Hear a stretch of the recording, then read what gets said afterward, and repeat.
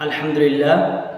আজকে আমি আপনাদের সামনে আলোচনা করব নামাজের সুন্নত এবং ফরজ বা ওয়াজিব সম্পর্কে কিছু আলোচনা করব। যখন সর্বপ্রথম আমরা নামাজে দাঁড়াই তখন আমরা কিন্তু সর্বপ্রথম তাকবীরে তাহরিমা বাঁধি। তাকবীরে তাহরিমা বাঁধা সেটা হচ্ছে ফরজ।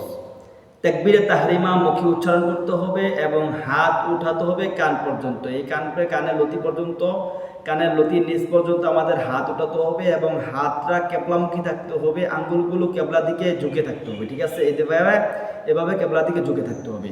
তারপর আল্লাহু আকবার বলে আমরা হাত বাঁধবো। হাত যখন বেঁধে করবো তখন কিন্তু আমাদের কাজটা হচ্ছে সানা পড়তে হবে। তখন আমরা এইভাবে হাত বাঁধবো। হাতটা বাঁধার সিস্টেমটা হচ্ছে আঙ্গুল, এই কায় আঙ্গুল দিয়ে নিচ দিকে এবং এই বুড়ির আঙ্গুল দিয়ে আপনি এটা শক্ত করে কবজির মধ্যে ধরতে হবে। তারপর আর এই তিনটা আঙ্গুল উপরে রাখতে হবে। ঠিক আছে, এভাবে আমরা শক্তভাবে ধরবো এবং ছেড়ে দিব যে পরিমাণ যায় ছেড়ে দিব। ঠিক আছে, ছেড়ে দেওয়ার পর আমরা বলবো, আমরা তখন কিন্তু আমরা কি করবো, সানাটা পড়ে নিব। সানাটা আমি পড়ে শোনাচ্ছি আপনাদেরকে। সানা সুবহানাকা আল্লাহুম্মা ওয়া বিহামদিকা ওয়া তাবারাকা ইসমুকা ওয়া তাআলা জাদ্দুকা ওয়া লা ইলাহা গায়রুক। তারপর আউযুবিল্লাহ বিসমিল্লাহ সহকারে সূরা ফাতিহা এবং সূরা ফাতিহার পর আমিন বলবেন এবং আমিন বলার পর একটি সূরা মিলাবেন। ঠিক আছে, আমি আপনাদের সামনে পড়ে শোনাচ্ছি।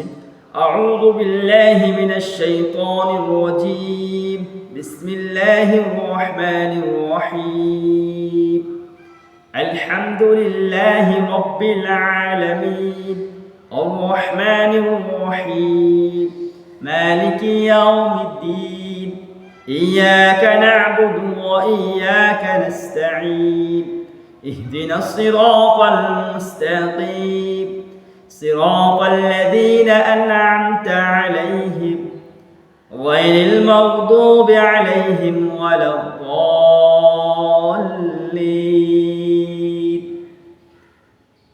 آمين بسم الله الرحمن الرحيم ألم تر كيف فعل ربك بأصحاب الفيل ألم يجعل كيدهم في تضليل وأرسل عليهم طيرا أبابيل ترميهم بحجارة من سجيل فجعلهم كعصف مأكول।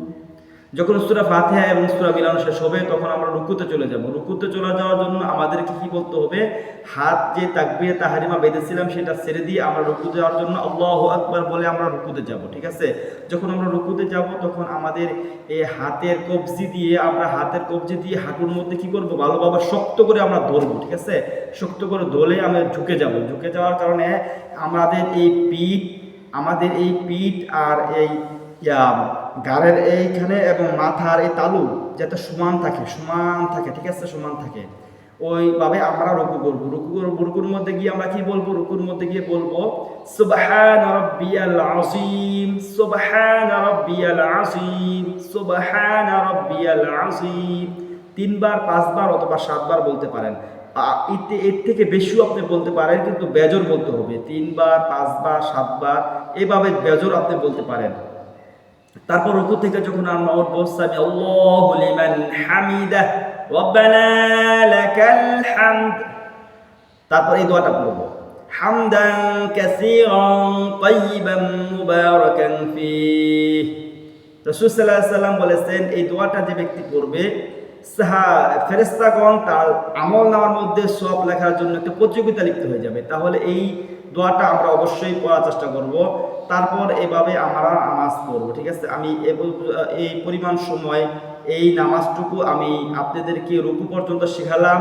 আগামী ভিডিওতে আপনারা কমেন্টে জানাবেন, আমি আপনাদেরকে আরও পরবর্তীতে যে নামাজটুকু রুকুর পর সেজদা আছে, 2 সেজদার মাঝখানে কি দোয়া পড়তে হয় এবং কিভাবে রুকু করতে হয়, কিভাবে সেজদা করতে হয়, এটু যে বিস্তারিত আমি পরবর্তী ভিডিওতে আপনাদেরকে অবশ্যই দেখাবো।